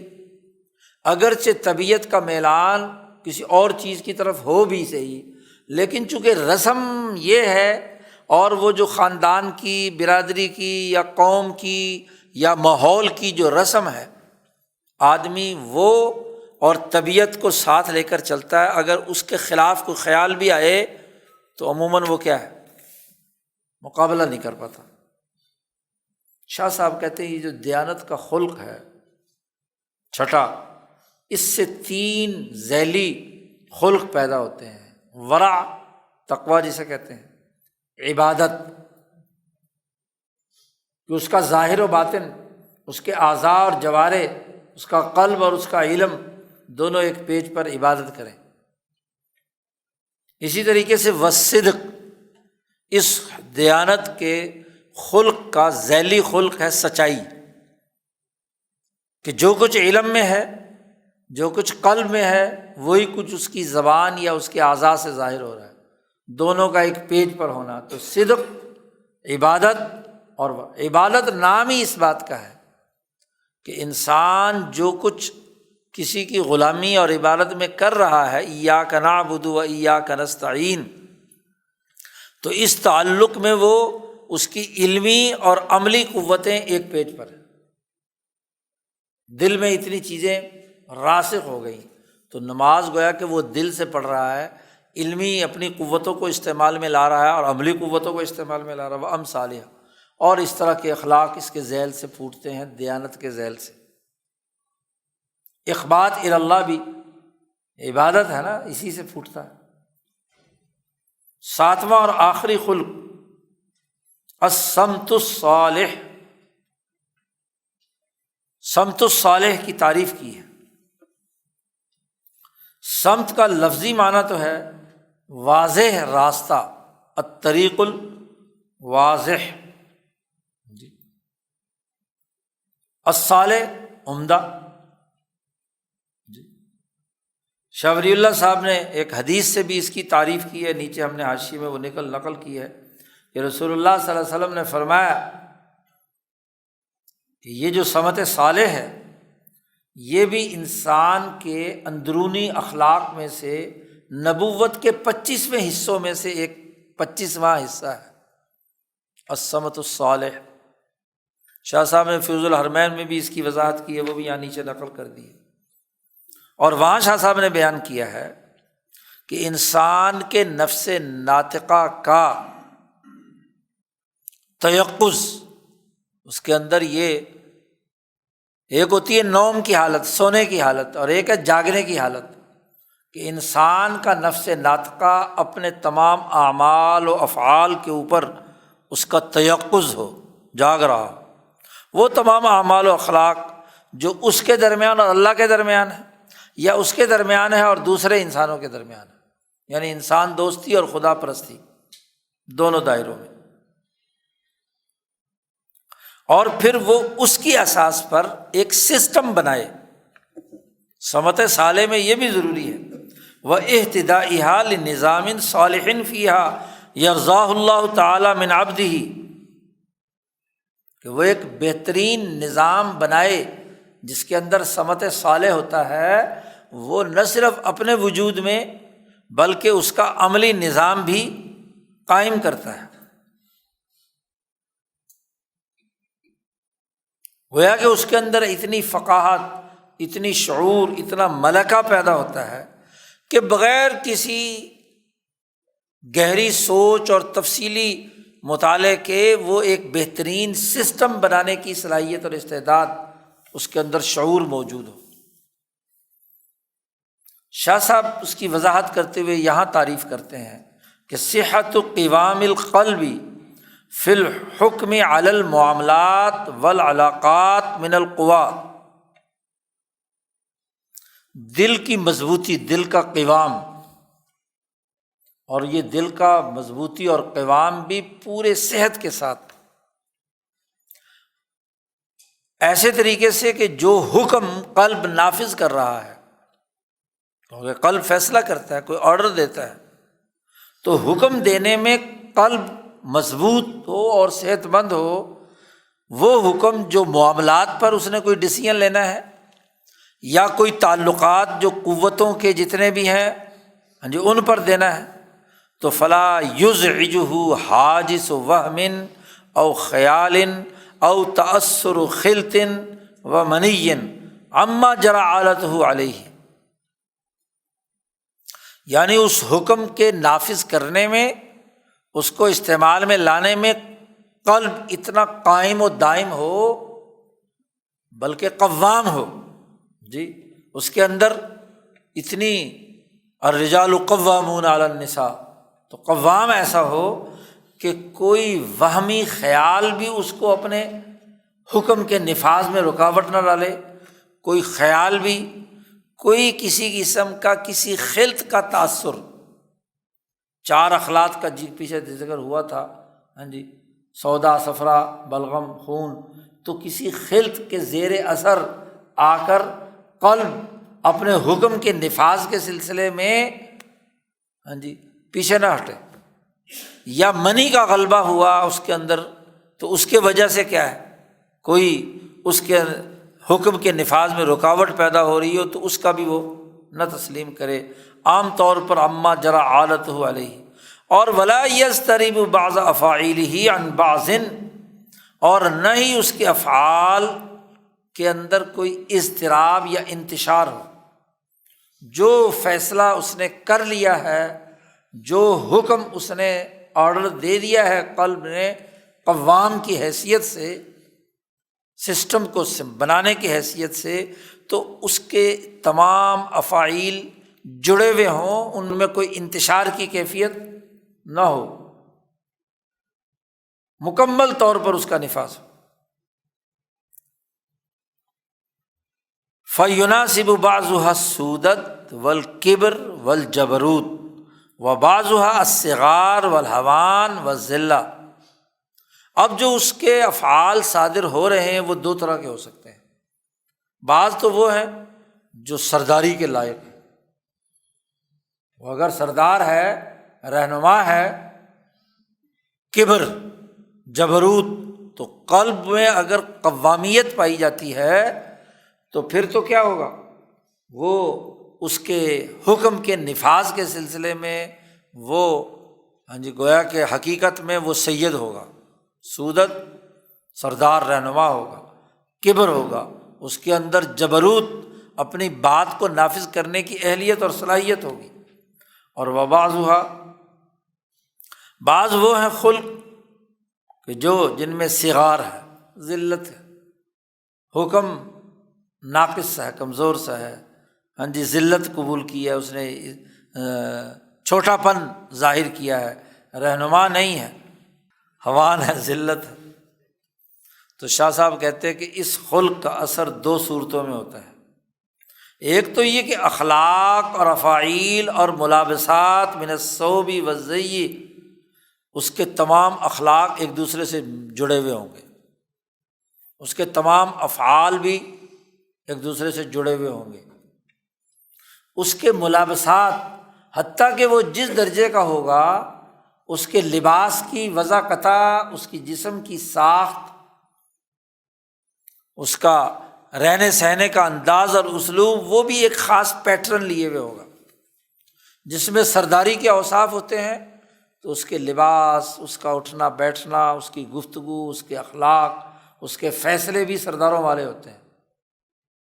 جی۔ فمن ناسبت افاعیلہ و ملاسبتہ بالسودد، جو سرداری کی مناسبت سے اس کے افعال اور اس کے تعلقات ہیں، تو لا یزال، تو ہمیشہ ہر جنس ان افعال کی بغیر کسی فرق کے وہ ایک ہی طرح کی ہوگی۔ سرداروں سے سرداروں والے اخلاق ظاہر ہوتے ہیں، انداز اور اسلوب ظاہر ہوتے ہیں، اور جو پست لوگ ہوتے ہیں ان کے اندر ان کے اخلاق و افعال اور ان کے تمام کاموں میں اس طرح کی مناسبت پائی جا رہی ہوتی ہے۔ ومن ناسبت افاعلہ بالصغار، جن کے افعال کے اندر مناسبت ہوتی ہے چھوٹے پن کی، ذلت کی، تو اس کے بھی تمام افعال اسی طرح کے ہوں گے۔ وہ ہر 2 4 5 سال بعد جماعت بدل کے دوسری جگہ جا رہے ہوتے ہیں جی، پارٹیاں بدلتے ہیں۔ تو یہی تو صغار کی بات ہے، پستی کی بات ہے۔ ایک تو یہ ہے کہ جیسے انسان جی پہلی شکل تو یہ ہے خلق کا جو اثر ظاہر ہوا ہے کہ اس کے اخلاق افعال اور اس کے تمام جتنے بھی اٹھنا بیٹھنا لباس وضع قطع وہ ساری کی ساری اس خلق کے زیر اثر ہوگی جس طرح کا خلق اس میں ہوگا۔ ذلیل آدمی ہے، کمینہ آدمی ہے تو اس میں اس طرح کی، اور جو سردار آدمی ہے، شریف اور رہنما آدمی ہے، اس کے اندر اس کی طرح۔ اور دوسری بات یہ ہے تشابہ جزیات فعل واحد، ایک ہی فعل کے مختلف اجزاء بھی ایک دوسرے سے مشابہ ہوتے ہیں۔ ہر فرد دوسرے فرد سے مناسبت رکھتا ہے متردن، بالکل۔ آپ دیکھیں گے کہ سرداروں کے جو رویے ہوتے ہیں ان میں سے ہر فرد کے رویے بھی ایک دوسرے سے مشابہت رکھتے ہوتے ہیں، ان کا اٹھنا بیٹھنا وضع قطع گفتگو اور اپنے حکم کے نفاذ ملتا جلتا ہوتا ہے۔ اور جو ذلیل اور کمینے لوگ ہوتے ہیں ان کے کیا ہے، اس کے مطابق ان کے افعال بھی ملتے جلتے ہوتے ہیں۔ شاہ صاحب کہتے ہیں وَلَوْ أَمْعَنْتَ فِي الْإِسْتِقْرَاءِ، اگر تو انسانی ڈیٹا کا ملاحظہ کرے اور ان کے اندر استقرار غور و فکر گہرائی کے ساتھ کرے تو وقعت علی رجل، مثلاً تمہاری نظر پڑے گی ایک ایسے آدمی پر کہ قد یظہر فی صورت السودد، بسا اوقات وہ ایک دفعہ تو ظاہر کرے گا بڑا سردار آدمی ہے، جبروت عظیم و زین صالح، اچھی عادات وضع قطع و وقار سماحت و شجاعت، بہادری کے نعرے لگائے گا، سماحت اور اس کا وقار کا اظہار کرے گا، تو ایک وقت میں لیکن ثم یظہر فی وقت آخر، دوسری دفعہ ایسے نظر آئے گا کہ وہ اوباشوں میں سے فی صورت الوبش، وبش اوباش اسی سے ہے لفظ شح بخیل، ضیق نفس تنگ دل، و جبن بزدل، صغار ذلیل، ہوان پست، و زین غیر صالح لمثلہ، ایسی وضع قطع جو اس جیسے آدمی کے مناسب شایان شان نہیں۔ پھر عن قریب ناراض ہوتا ہے اور کبھی اچھی عادات کا اظہار کرتا ہے، کبھی قریب ہوتا ہے کہ وہ اچھی باتیں کر رہا ہے اور کبھی ہوتا ہے اس کے بالکل ہی مخالف سمت کیا، اس کے اندر سے عادات و اطوار نظر آ رہی ہوتی ہے۔ اس کی وجہ کیا ہوتی ہے؟ وذالک لعدم صحت تشابہ قوام القلب و احکامہ، اس کے قلب اور اس کے احکام کے اندر مشابہت نہیں ہے، نقص ہے، دل بزدل کمزور ہے، کبھی کچھ کرتا کبھی کچھ، گھڑی میں تولا گھڑی میں ماشا، گھڑی میں کیا ہے لوگوں کے سامنے جبروت اور کبر کا نمونہ ہوتا ہے، اور کبھی ایک دم اسی کے پاؤں پڑ رہا ہوتا ہے، کہیں یہ کر دوں گا میں وہ کر دوں گا نعرے لگاتا ہے، اور کبھی کیا ہے پاؤں پکڑ رہا ہوتا ہے۔ فبعض الاحکام امتن من بعض، تو وہ اس کے بعض احکام اگرچہ کسی سے اچھے ہوں اور کوئی دوسرا کمزور ہو، فلو تشابہ القوام لم یصدر منہ افعال متباینہ، سمت صالح میں کہا تھا صحت قوام القلب، تو کہتے ہیں اگر یہ قوام اگر صحیح ہوتا اس کا تو کبھی یہ متضاد افعال اس کے ذہن سے اس کے جسم سے صادر نہیں ہونے تھے۔ اسی طرح شاہ صاحب کہتے ہیں جب تم انسانوں کے ڈیٹا کا جائزہ لو تو علی رجل شجاع فی المرتبۃ القصوی من الشجاعۃ، ایک بہادر آدمی پر نظر پڑے گی جو اعلیٰ درجے میں ہوگا، بہادر، شجاعت کا خلق اعلیٰ ترین درجے میں ہوگا، لیکن اسی کے ساتھ ساتھ کیا ہوگا؟ وَهُوَ بخیل غایۃ البخل، تضاد کی بات ہے نا، کہ اس کے اندر انتہا درجے کا بخل بھی ہوگا، یعنی سماحت نہیں ہوگی۔ شجاعت اعلیٰ درجے کی ہے اور اس کے اندر کیا ہے؟ سماحت نہیں ہے۔ او واقعہ غایت الوقاحہ، یا اس کے اندر وقاحت، بے شرمی، انتہائی درجے کی بے شرمی ہے، یا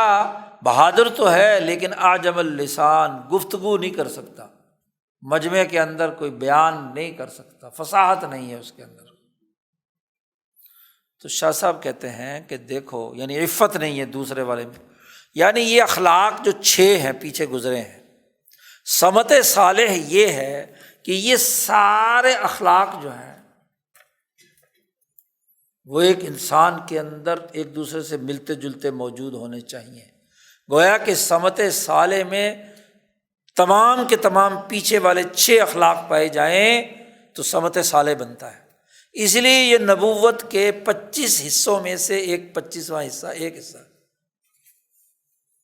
نبی بننے کی شرط السمت الصالح ہے کہ یہ 6 اخلاق کامل اور مکمل طور پر اس کے اندر پائے جائیں، یعنی تجبر القلب،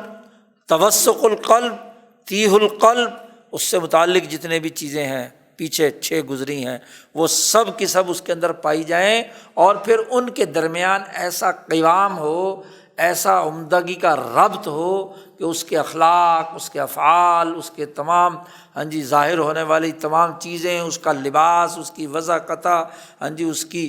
اٹھنا بیٹھنا، تمام چیزیں مربوط ہوں، یعنی وہ حکیم بھی ہو، وہ عفیف بھی ہو، وہ شجاع بھی ہو، وہ فصیح و بلیغ بھی ہو، وہ اس کے اندر دیانت بھی پائی جائے، تمام اخلاق اس کے اندر موجود ہیں۔ شاہ صاحب فرماتے ہیں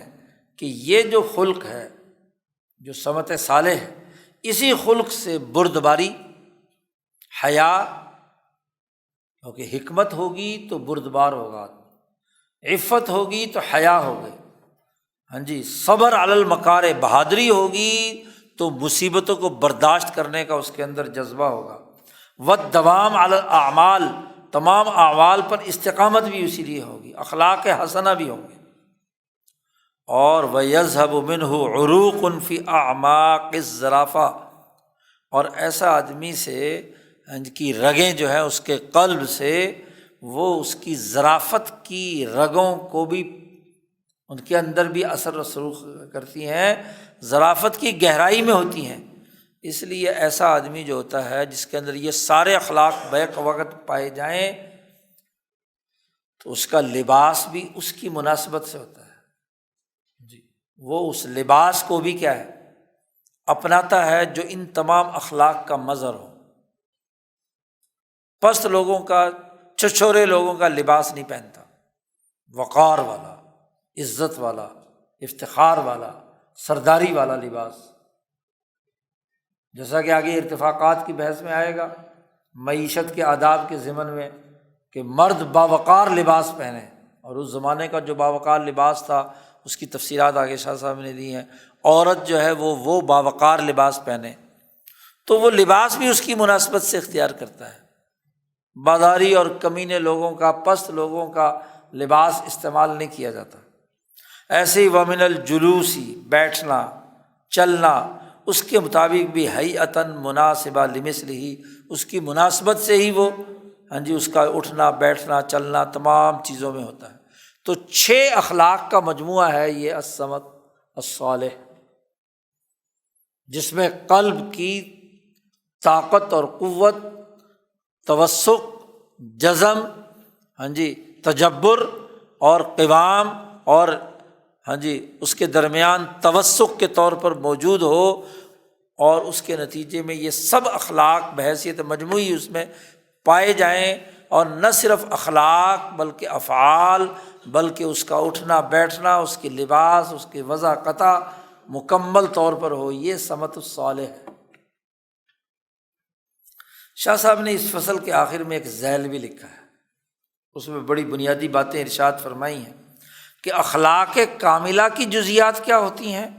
اور اخلاق ناقصہ کے جزیات کون سی ہوتی ہیں۔ شاہ صاحب کہتے ہیں القاصرون کلہم علی صنفین، ان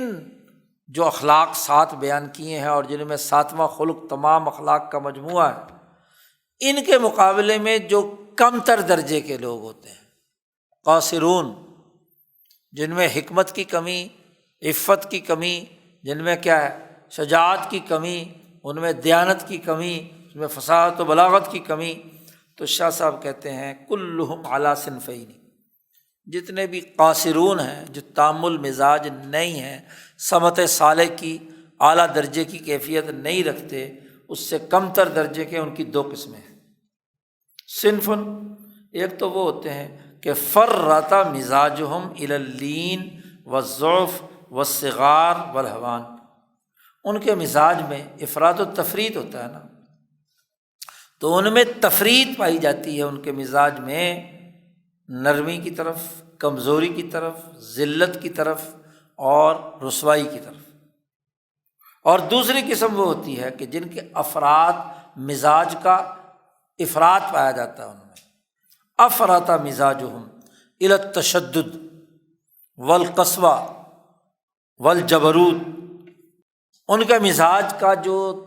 اعتدال ہے وہ نہیں ہوتا، تو ان میں تشدد پسندی پیدا ہوتی ہے۔ فہم یظلمون الناس بغیر حق،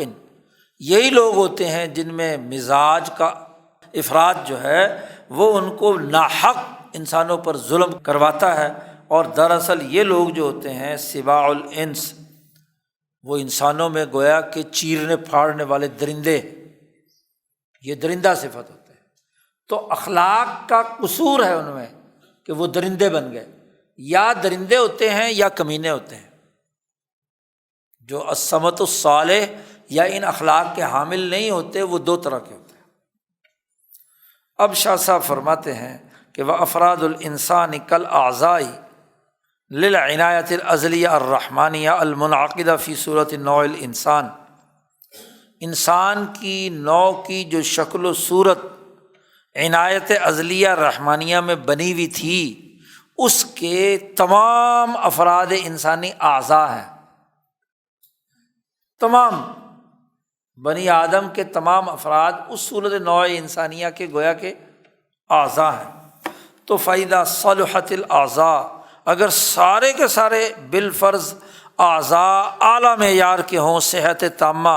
اور اعتدال حقیقی کے طور پر ہوں، تو وَهُوَ كَالْمُمْتَنَعِ، یہ ممکن ہی نہیں ہے کہ سارے کے سارے انسان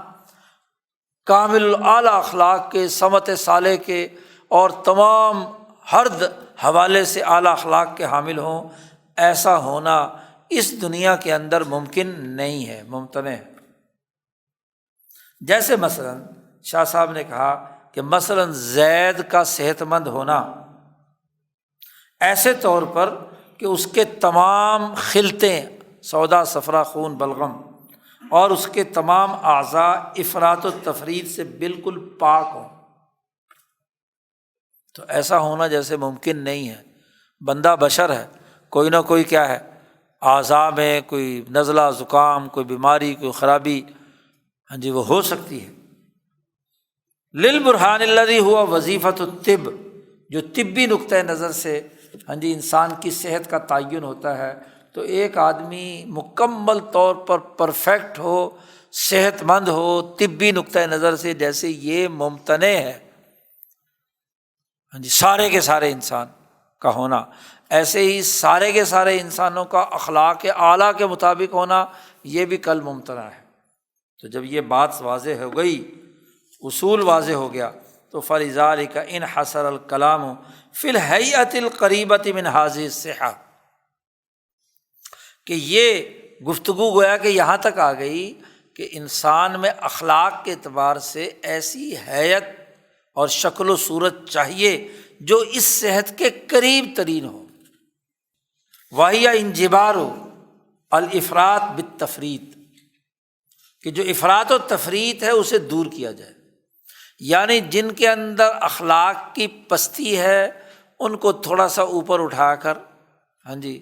اعلیٰ اخلاق کی طرف لے جانا، اور جن کے اندر اخلاق کا مزاج بگڑا ہوا ہے، درندے بنے ہوئے ہیں، انہیں سسٹم کے ذریعے سے ہاں جی کم کر کے ان کو اعتدال کی طرف لانا۔ سسٹم کی ضرورت ہی انسانی معاشروں میں اس لیے وجود میں آئی ہے کہ ایک سسٹم کے ذریعے سے پست اور کمزور لوگ ہیں انہیں اوپر اٹھایا جائے، ان کو تھوڑا سا باوقار بنایا جائے، اعلیٰ اخلاق کی طرف لایا جائے، اور جو کیا ہے تکبر اور غرور اور فرعونی اور نمرودی حالت میں ہے ان کو ذرا نیچے لا کر بندے کا پتر بنایا جائے۔ جی حتیٰ یعود الکل بالحیۃ الاجتماعیۃ صالحا، یہاں تک کہ تمام مجموعی طور پر ایک عمدہ حالت میں آ جائے۔ جی، تو دونوں کے درمیان اعتدال، یعنی ہر فرد کو آپ اعلیٰ درجے کا نیک بنانے کی کوشش کریں تو ایسا تو ہونا، لیکن بحیثیت مجموعی ایک ایسا معاشرہ،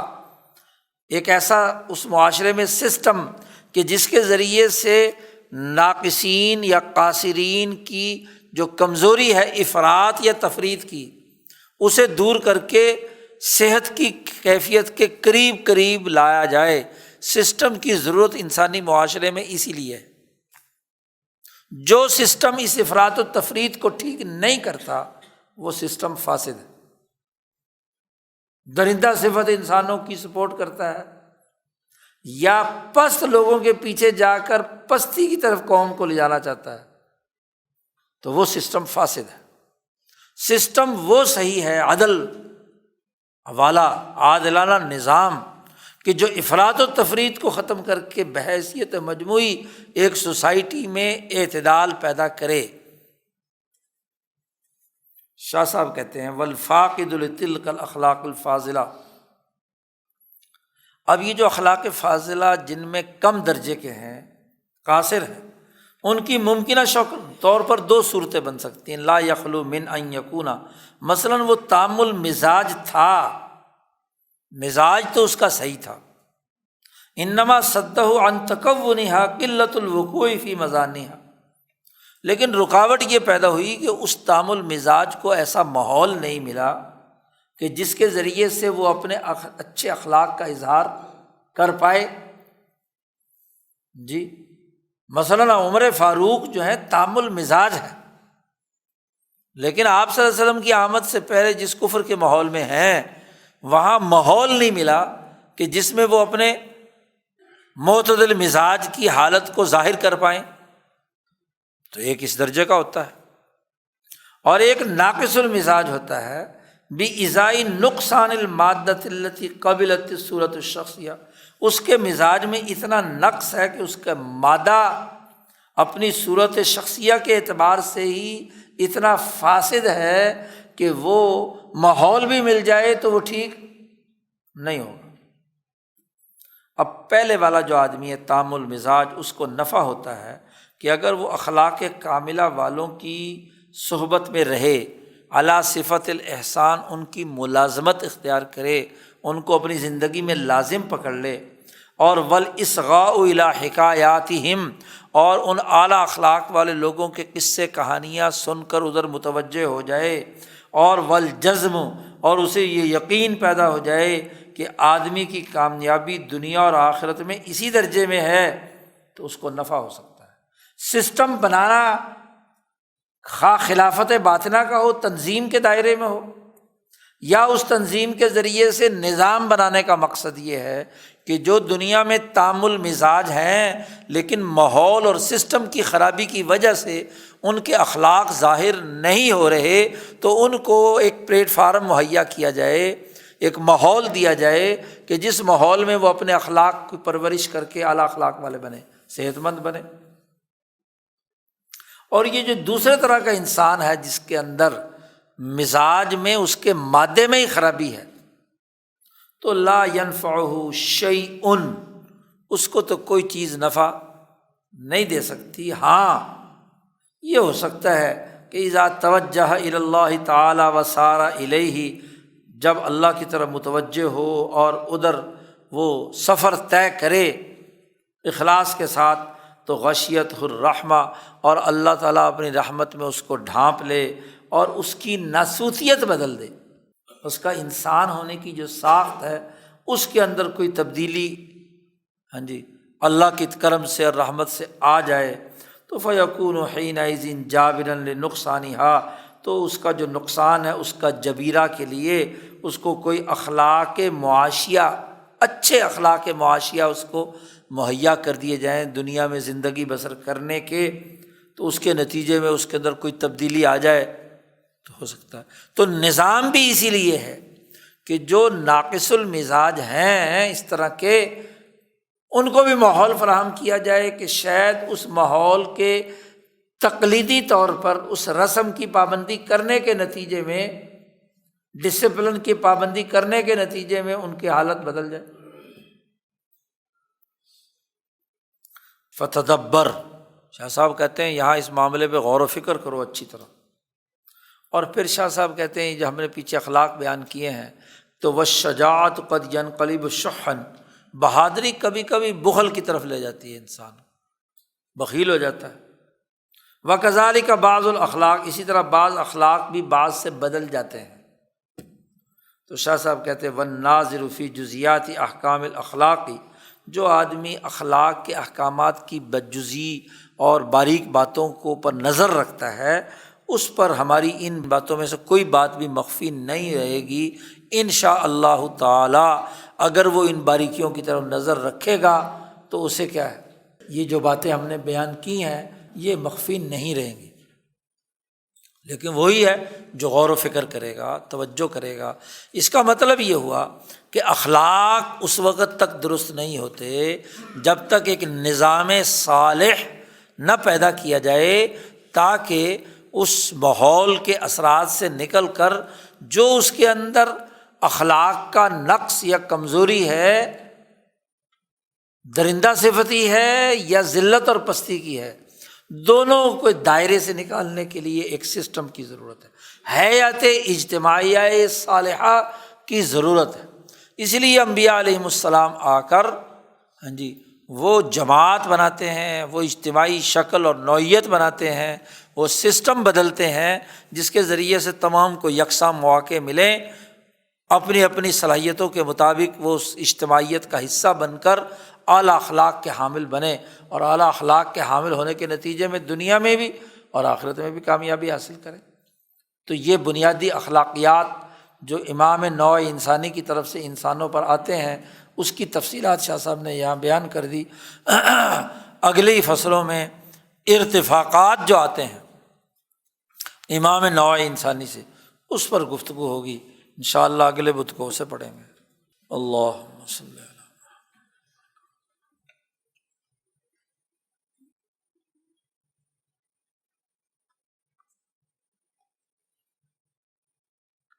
اجمعین۔